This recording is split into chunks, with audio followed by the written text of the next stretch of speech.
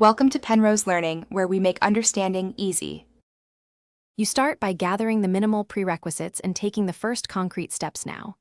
Install Python 3, 9+, and create a virtual environment, then add NumPy and Pandas.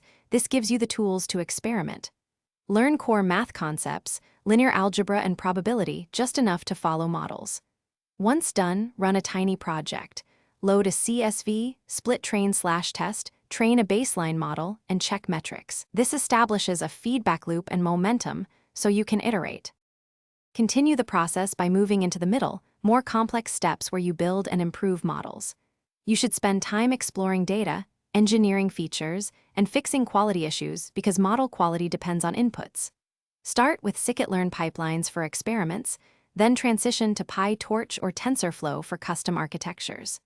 Make sure to use proper validation, k-fold or holdout, learning curves, and systematic hyperparameter search. Once this pipeline runs reproducibly, you can increase model complexity with confidence. Finish by deploying and maintaining a working model, then learn one key troubleshooting technique.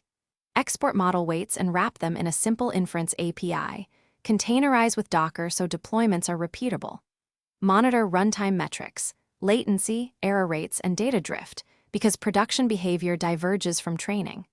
If predictions collapse, first reproduce the issue locally, compare input schemas, and simplify the model to isolate the bug. Following that sequence, deploy, monitor, reproduce, lets you fix problems quickly. Thanks for watching. If this was helpful, leave a like and consider subscribing. See you next time.